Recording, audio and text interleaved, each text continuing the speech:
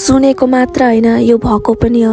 घन्टीको साउन्डले सबै दुःख कष्ट नराम्रो चिजहरूबाट दूर गराउँछ भनेर। सो तपाईँहरूको पनि गराओस् भनेर मैले फर्स्ट तपाईँहरूलाई पनि सुनाएको, जसले हर हर महादेव लेख्नुहुन्छ। सो राम्रो हो तपाईँहरूको लागि। सो हेलो एभ्रिवान, नमस्ते। फेरि स्वागत गर्दैछु अभि सबिकै प्यारो ब्लगमा। त्यस्तै नै म चाहिँ सधैँ बिहान उठ्छु, तपाईँहरूलाई थाहा छँदैछ होइन। र आज चाहिँ नयाँ फर्स्ट न्यू इयर, मतलब कि हर साल त म मन्दिरै जान्छु, मन्दिरदेखिबाट नै म मेरो सुरुवात गर्छु सालको। र त्यस्तै नै आज पनि जानु मन लाग्यो।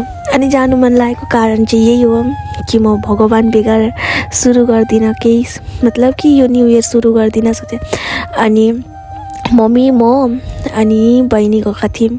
सो अनि मेरो यो के हो तपाईँलाई थाहा छ, मैले चाहिँ फर्स्टपालि यो साडी लगाएको थिएँ नि। अनि यो साडी लगाइसकेको बादमा मम्मीले भन्न थाल्नुभयो, त्यो साडी नलगा, यो साडी लगा भन्नुभयो।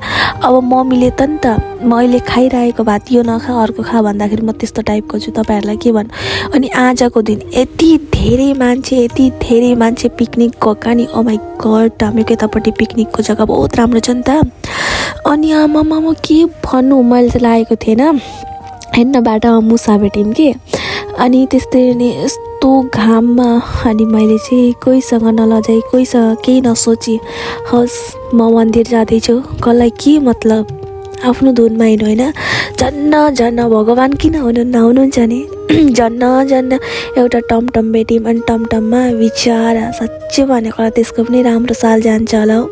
हामीलाई मन्दिरमा रुँगेर लिएर आयो बिचरा। मम्मीले भन्नुभएको थियो पर्खिला, मतलब कि टमटमहरू केही नै थिएन साथीहरू। अनि त्यस्तै नै हामीहरू चाहिँ आइपुगेका छौँ।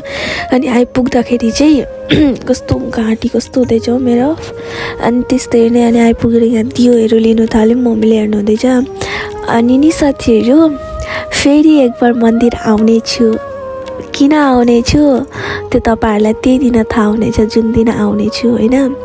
र त्यस्तै नै मैले चाहिँ मेरो हिँडेको देखाउँदै थिएँ। ओ माई गड, मैले मेरो शिवजीलाई देखेर त मेरो मन मुटु हेर्नु न कति हो, कति शान्ति मिल्छ। सायद तपाईँहरूलाई पनि होला है। अनि त्यस्तै नै आएर अनि यतापट्टि के भन्छ हामी चाहिँ खुट्टो मतलब कि धुनु आयौँ र माथि पनि त्यस्तो पानी छिट्काउनु आयौँ। अनि त्यसको बादमा अनि आजदेखि मैले चाहिँ जतिले मलाई नराम्रो भन्छन्, जतिले मतलब कि यही भने कि जसले मलाई जति जे दिएको छ उसलाई डबल दिउँ, बस यति नै हो साथीहरू। र होप तपाईँहरूको पनि यो न्यू इयर राम्रो जाओस् होइन। 2025 मलाई लाग्छ कसैको प्रायको त राम्रो गएन जस्तो लाग्दछ, जस्तो कि मेरो गएन 2025 होइन। सो एउटा चाहिँ बहुत राम्रो भयो, किनभने मैले तपाईँहरूलाई भेटेँ, यही सालमा भेटेको 2025मा मैले तपाईँहरूलाई सबैजनालाई भेटेको, तपाईँहरूको माया भेटेको। अगर तपाईँहरू चाहिँ नयाँ हुनुहुन्छ भने फलो गरिदिन सक्नुहुन्छ होइन। सो हेर्नु न, यहाँ चाहिँ बहिनीले भिडियो गरेँ कि कस्तो के गरेछ मैले के थाहा होइन। र मेरो चाहिँ न्यु इयरको स्टार्ट मेरो मम्मीदेखि, मेरो भगवान्देखि, मेरो फ्यामिलीदेखि सुरु हुन्छ है साथीहरू। तपाईँहरूको चाहिँ कस्तो कहाँनेरि गएर हुन्छ न के हुन्छ कमेन्ट गर्नु ल। मेरो त नै हर साल हर मतलब कि हर साल हर महादेवदेखि सुरु हुन्छ र मेरो मम्मीदेखि सुरु हुन्छ।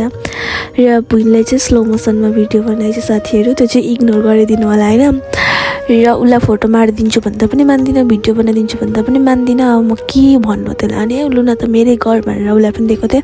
अनि उसले पनि पूजाहरू गरेँ, मैले पनि गरेँ होइन।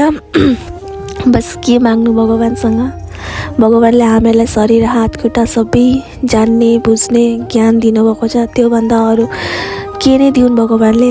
त्यही पनि हे भगवान्को द्वारमा गइसकेको बादमा केही न केही एउटा चिज त सोच्नु आउँछ, केही न केही चिज त माग्नु आउँछ। त्यस्तै नै मैले पनि आज त पानी हाल्दैछु, एक न एक दिन त हेर्दै जानु, तपाईँहरूले पनि देख्नुहुन्छ। र त्यस्तै नै पूजा गर्दै हामीहरू चाहिँ बिदा लिँदै आयौँ है साथीहरू। अगर तपाईँहरू यो भिडियो यहाँसम्म हेर्नु हुँदैछ भने मेरो लागि नभए पनि महादेवको लागि इग्नोर नगरिकन हर हर महादेव लेखिदिएर जानुभयो भने मलाई चाहिँ धेरै राम्रो लाग्नेछ। सो मिल्छु नेक्स्ट ब्लगमा, कस्तो के लाग्यो भनिदिनु होला है। हेर्नु न, उहाँ गुरुजीले चाहिँ मलाई जस्तो कलरको साडी लगाउँछ त्यस्तै कलरको फुल दिनुभएछ। बाई बाई, मिल्छु नेक्स्ट ब्लगमा।